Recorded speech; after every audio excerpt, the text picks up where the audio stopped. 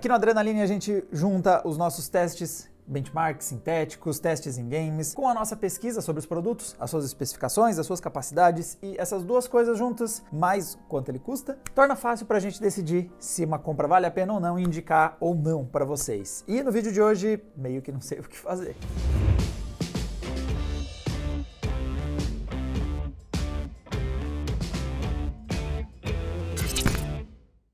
Bom, se você está de olho no Ryzen 5 8500G, é provável que você esteja de olho aí em um bom custo-benefício, tá? E contando seus dinheirinhos para conseguir o máximo de performance por real gasto. E a gente pode te dar uma mão. Nós temos o Economize com Adrenaline, que é uma ferramenta que você pode instalar no seu navegador e toda vez que você está vendo uma oferta, ele já vai lá e busca os preços mais baixos em outros lugares ou mesmo pode mostrar para você um histórico do preço, para mostrar se realmente está um preço caindo ou se esse preço está subindo. E outra forma também é entrar nos nossos grupos. Escaneia o QR Code que está embaixo na tela ou clica no link que está na descrição do vídeo e lá nos grupos a gente manda as melhores ofertas que encontra na internet. Quem sabe não aparece esse carinha mais barato ou algum outro processador de entrada que te atenda bem. Bom, o tópico de hoje é o Ryzen 5 8500G. A gente já trouxe um vídeo aqui no Adrenaline que mencionou esse processador justamente pelo problema das nomenclaturas da AMD. Como alguns produtos deles dentro de um lineup podem esconder algumas armadilhas e o Ryzen 5 8500G é um desses caras. Ele foi lançado dentro do contexto dos processadores série 8000G, então ele saiu junto com o 8700G, 8600G, ele, o 8500G e também fecha o lineup 8300G. Nós já testamos o 8600 e o 8700. Eles são bons processadores com a nova tecnologia de gráficos da RDNA 3, performou bem tanto em processador quanto em gráficos, tem os melhores gráficos integrados que a gente já testou e tudo mais. O Ryzen 5 8500G não parece ser um problema, afinal de contas ele mantém algumas configurações do Ryzen 8600G. Então, por exemplo, ele tem 6 núcleos e 12 threads, que é uma configuração legal de núcleos e threads. Ele tem os gráficos integrados RDNA da terceira geração, reduz pela metade, mas ainda tem ali os gráficos integrados, dimensionados, obviamente, para ser um produto mais barato. Então, qual é o problema? O problema é que ele é mais diferente do que o nome dele indica. Ele tem algumas diferenças que podem impactar mais no desempenho. Então, a primeira delas é a questão dos núcleos. Ele não é um processador em apenas uma arquitetura. Então, não é só a AMD que tem arquiteturas híbridas. O Ryzen 5 8500G, ele tem núcleos Zen 4, assim como o restante da linha 8000G, porém, ele tem 4 dos 6 núcleos feitos na microarquitetura Zen 4C. A Zen 4C foi uma arquitetura lançada inicialmente com os processadores para servidor da AMD e o objetivo deles era entregar a tecnologia Zen 4, os mesmos núcleos, as mesmas estruturas principais, mas condensar isso de forma a ocupar menos espaço. O objetivo da AMD aqui era entregar um processador com bizilhões de núcleos. É um número que eu inventei aqui, mas uma quantidade muito grande de núcleos e threads. Então, para fazer isso, eles tinham que otimizar o espaço no die para colocar o máximo que desse naquele espaço. Resultado, então, são os núcleos Zen 4C, direcionados para a linha AMD EPYC. O codinome Bergamo é a primeira a lançar essa tecnologia. Só que tem alguns efeitos. O primeiro deles, então, é a redução na quantidade de cache. Isso não importa nesse caso aqui, afinal de contas, os 8000G eles têm menos cache nível 3. Por conta dos gráficos, a gente já não é pego de surpresa, essa especificação não muda. O problema é que o Zen 4C ele não é idêntico ao Zen 4. Então, no caso do 8500G, essa redução nesses núcleos também impacta na performance, porque a frequência é reduzida. Então, por exemplo, os núcleos Zen 4 do processador do 8500G, eles operam a 4.1 GHz, podendo chegar a 5 GHz com boost. Os núcleos que são Zen 4C, eles operam bem abaixo. Eles operam de 3.2 em base e vão dar um boost de singelos 500 MHz. Eles sobem só até 3.7. Isso impacta, obviamente, na capacidade de entregar desempenho. Por mais que na parte da arquitetura eles sejam semelhantes, um está operando, fazendo milhares, milhões de ciclos a mais por segundo, isso no final vai resultar em mais trabalho entregue, que vai resultar em mais performance. Então, a nossa primeira parte da análise, vamos dar uma olhada o que impactou isso. Nosso primeiro teste com o Cinebench olhando single core, ele performa idêntico ao 8600G, pouca coisa abaixo do 7600, que é um bom processador em single core, ganha do Core i3, o 13100 também, que é um bom processador em performance por thread. Beleza, aqui a gente tem um começo bom, mas lembra, é como o single thread vai buscar o melhor núcleo, ele está usando o núcleo Zen 4, ele não está pondo em ação os núcleos Zen 4C. Teste multithread, todos os threads têm que trabalhar, incluindo aqueles baseados em 4C, e aí surge uma diferença de 16%. O 8500G ele é 16% mais lento que o 8600G, também se distancia mais do Ryzen 5 7600, mas ele não fica tão mal se você for reparar que ele performa igual ao 12400F e o Ryzen 5 5600, ou seja, ele está performando parecido com outros processadores processadores, também numa faixa de preço relativamente próxima a ele, de gerações anteriores de Intel e AMD. Então, no fim das contas, pelo preço que ele é oferecido, ele não está tão longe e ele traz gráficos RDNA mais recentes. Então, esse começo não está parecendo mal. Olhando o teste do 3D Mark, ele é interessante porque ele também separa por uma certa quantidade de núcleos ou todos. Então, colocando 4 threads para trabalhar, o 8500G ele está aqui pior que o Core i3, por exemplo. Ele perde para o Core i3, ele perde por 5600 por uma boa margem, ele perde para a galera toda, quando ele tem 4 dos seus threads em ação, ele acaba saindo melhor só que o 12400F. E a barra vermelha, que é todos os seus threads em ação, ele também fica um pouco atrás do 12400 e do 5600, mas não é nada horrível e fica com uma boa vantagem aí sobre o Core i3 13100. Claro, o 13100 ele tem mais performance por thread, mas em contrapartida ele tem menos núcleos e menos threads que ele. Mas e o que é essa iGPU que ele traz? Que o 12400F não vai ter, que o Ryzen 5 5600 não vai ter. Começando com os testes de GPU olhando para o 3D Mark, tem uma perda de performance, mas ela não é ruim, cara. O Firestrike, por exemplo, nós temos ele ficando uns 25% atrás do 8600G. E os seus gráficos Radeon 760M. Considerando que ele tem metade dos núcleos das Compute Unities que tem num 8600G, ele teve só 25% de perda de performance, então no fim do dia não foi uma perda tão ruim. E, inclusive ele fica à frente, uns 28% do Ryzen 7 5700G e abre quase 50% sobre o Ryzen 5 5600, que é um processador que a gente recomenda com frequência ainda para quem quer gráficos integrados, um bom nível de performance. Então ele faria mais sentido, inclusive, que o 5600G para, por exemplo, um PC da crise, ou para alguém que quer montar um PC sem placa de vídeo e depois pôr uma placa de vídeo. Calma, tem mais testes mais para frente, mas segurem esse raciocínio. Na iGPU, agora olhando para o CS, nós temos praticamente um empate entre 8700G, 8600G e 8500G. Ambos operam aí na faixa dos 180 aos 200 FPS, com uma boa vantagem sobre o gráfico integrado do Ryzen 5 7600, mas lembra que ele é um gráfico para dar vídeo, basicamente o que a gente tem aqui. Performa melhor que o gráfico integrado da Intel do Meteor Lake, então bom desempenho e não fica tão feio se a gente comparar com uma placa dedicada, como a GTX 1650. Call of Duty, agora nós temos uma diferença um pouco maior entre os dois modelos série 8000, mas temos apenas 25% de perda lá do 8700G, que custa consideravelmente mais caro que ele, do dobro basicamente. Então nós temos aí uma queda de 25% e versus 8600G ele tem uma queda de 12%. Não é uma queda que olhando no gráfico parece ruim.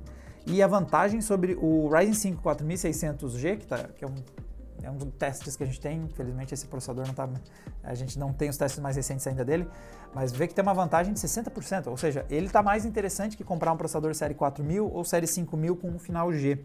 E nós já testamos em live esse gráfico integrado, então vocês podem conferir a nossa live com o Ryzen 5 8500G, a gente fez 2 testes, tanto com o gráfico integrado para rodar os games, quanto também depois por uma placa de vídeo dedicada. E na parte do gráfico integrado ele se saiu bem, a gente conseguiu jogar Fortnite com tranquilidade, Valorant, CS performou bem, assim como indicava já os nossos gráficos de benchmark. Então games mais leves, games free to play, essa galera aí vai jogar sem problemas, um Rainbow Six, um Dota, um Valorant, vai ter bastante jogo, bastante popular aqui, até mesmo um Apex bem ajustadinho, um PUBG, se você fizer uns ajustes gráficos, é provável que você jogue ele num bom nível de performance. A nossa redução dos núcleos de performance, por causa do Zen 4C, não foi um problema grande e como o gráfico nos mostrava, ele performa no nível de um 12400F, o Ryzen 5 5600, os dois são bons processadores, então isso em teoria não é um grande problema. O problema maior vem agora, eu falei que a gente colocou uma placa de vídeo, e aqui a gente bate na especificação que é mais crítica. O 8500G corta muitas linhas de comunicação entre o processador e placas externas adicionadas, as linhas PCI. Nós saímos de 16 linhas utilizáveis no 8600G para apenas 10. E dessas 10, que não são muita coisa mesmo, você só consegue usar 4 para uma placa de vídeo dedicada. Isso cria uma limitação bem séria. A gente já discutiu esse tópico um tempo atrás por causa do lançamento da Radeon RX 6500 XT, que é uma placa de vídeo, um chip de notebook, que a AMD enfiou numa carcaça de desktop e despachou para a galera de entrada comprar. Naquela época, a nossa discussão girava muito em torno das plataformas de entrada usarem o PCI 3.0. Ainda tinha muita gente que estava em plataformas mais antigas. E aí, nesse caso, você tem um gargalo sério. O PCI 4.0 dobra a largura de banda por canal. Então, em teoria, esse gargalo ele é reduzido um pouco. Então, nós temos ainda uma limitação comparado com, por exemplo, alguém X16 em PCI 3.0 vai ter muito mais largura de banda ainda, mas pelo menos já está entregando bem mais do que está em 4X em PCI 3.0. E isso cria uma área de risco. a gente tem a possibilidade de dar de cara com gargalo. E nada melhor do que testar para descobrir isso. Então a gente usou uma RTX 4090, uma placa que não faz nenhum sentido, mas, de novo, é por causa dos testes sintéticos, e rodamos no 8500G. Então o 3D Mark Fire Strike, a gente tem uma performance muito parecida entre essa galera toda. Realmente o gargalo não apresentou uma diferença tão perceptível. A diferença entre o 8500G e o 8600 foi de 3%. Então nada aconteceu aqui. Mas vamos para algo mais prático. Vamos para um Assassin's Creed, um game. Então, rodando ele em qualidade ultra, na resolução HD, para tentar forçar o máximo aí as questões de limitação de processador, a gente atingiu uma performance, de novo, igual ao do 12400F e praticamente igual ao do 8600G. Então, ele performou muito parecido com o 5600 também, então Assassin's Creed não nos mostrou um potencial gargalo grande. Baldur's Gate, ele tem uma diferença maior em favor ali do Ryzen 5 7600, mas ele está aqui só para vocês terem uma comparação, ele é um processador que custa mais caro, não é uma comparação muito justa, ele está num patamar diferente de preço, mas a diferença é de 28%. Brigando com a galera com um preço mais parecido com ele está empatado. O Core 5 12400F, o Ryzen 5 5600, esse pessoal que está no preço mais próximo dele, ele performou igual. Baldur's Gate parece tirar uma boa vantagem de uma quantidade aí maior de cache e a arquitetura dos Zen 4. Zen 4, só Zen 4. Não o Zen 4C no meio da parada ou a metade do cache por conta do final G. E até um que eu suspeitaria que podia dar um impacto maior, altas taxas de quadro podem ser problemáticas se você tem um gargalo na largura do PCI. O 8500G performou novamente igual ao 12400F e o 5600 no Call of Duty Modern Warfare 3. Então ele tem uma diferença perceptível versus o 8600G, abriu 22%, uma diferença relacionada principalmente aí aos núcleos de menos performance, e tem uma diferença de quase 50% ali para um Ryzen 5 7600, que é um processador também de 6 núcleos e 12 threads, também em Zen 4, mas todos os núcleos Zen 4 e também com todo o cache disponível, não perdendo cache por causa dos gráficos. Mas ele ainda performa bem, ele performa 190 quadros de média, é uma média alta. Counter-Strike, nós temos uma diferença de nem 10% entre ele e o 8600G. Ele performou melhor que o 12400F, só não fez frente mesmo para o Ryzen 5 5600, que performa muito bem no CS2 por causa da sua boa quantidade de cache nível 3, algo que os Série 8000G perdem, e a gente vê uma diferença grande, de uns 40% em favor do Ryzen 5 7600. Agora, mudando um pouquinho a configuração, eu estava tratando sempre de jogos na resolução HD. Vamos pegar uma resolução Full HD, aqui mais preocupado com a largura de banda de um jogo que tenha um consumo maior de texturas, por exemplo, pensando que esse slot pode dar uma gargalada no rolê todo. E o Assassin's Creed Valhalla, agora em Full HD e qualidade Ultra, não aconteceu uma diferença perceptível. Ele continuou performando igual ao 8600G, ao 12400F, se saiu até melhor que o Ryzen 5 5600. Ou seja, pelo menos em Full HD e qualidade Ultra, não está acontecendo um gargalo aqui na comunicação do PCI. E a gente também percebeu isso na live. Então, quando nós jogamos em live com 8500G, e a gente até combinou com uma placa que faz mais sentido, a gente usou uma RTX 4060 para os nossos comparativos, ele entregou uma taxa de quadros boa em todos os games que a gente podia esperar talvez algum stutter ou alguma coisa, isso não aconteceu. Então, os games que a gente testou colocando uma placa de vídeo dedicada, o gargalo não aconteceu, apesar de a gente suspeitar do risco de ele atacar. O que nos traz, então, a questão da conclusão. É difícil para mim decidir se eu recomendo esse produto ou não, porque nós temos, na teoria, algumas limitações graves. Nós temos a limitação grave das linhas PCI disponíveis para quando você quiser pôr uma placa de vídeo, temos alguns cortes na performance por núcleos, mas eu não vejo isso sendo um problema na prática. Tanto o nosso gameplay em live, então vocês podem ver em ação o processador e ver claramente ele performando nos dois cenários, né, com gráfico integrado e com uma placa de vídeo dedicada, quanto os nossos gráficos de performance da nossa bateria de benchmarks, eu não consigo enxergar essas limitações sérias de especificações trazendo um problema visível na prática. Eu não vejo stutter ao nosso gameplay, eu não vejo as médias sendo terrivelmente impactadas, esse processador não performa mal. E ele é interessante quando você olha também como ele se insere na questão do preço. Então ele está uns R$100 acima ali do patamar, mais ou menos, em que você encontra um Ryzen 5 5600 e um Core i5 12400, só que ele tem a vantagem de ter um gráfico integrado muito melhor que esses dois modelos. Na verdade, os dois não têm gráficos. O que não torna a minha frase errada, porque ter é melhor que não ter, então ainda assim tá certo. Mas ele é infinitamente porcentos melhor do que o gráfico integrado desses dois processadores que nem tem gráfico integrado. E quando a gente olha versus, por exemplo, um 5600G, ele tem 6 núcleos, 12 threads também, os dois têm essa performance, essa parte de processamento parecida, e ele performa às vezes melhor que o 5600G, né? Apesar dos núcleos em 4C. E o gráfico integrado dele se saiu melhor que os gráficos integrados do 5600G. Então, no papel, ele parece um investimento que faz sentido. R$100 a mais que você está colocando aí para comprar ele vai te entregar 25%, 30% mais performance, às vezes até mais, dependendo do cenário que a gente testou. Então, parece que faz sentido. Mas, ao mesmo tempo, eu não consigo deixar de lado e ignorar o fato de que ele tem pouquíssimas linhas PCI. Como isso pode ser um problema em algum cenário quando você coloca uma placa dedicada? O problema é que eu não consegui registrar isso acontecendo. Nos nossos testes não aconteceu. Pareceu o suficiente.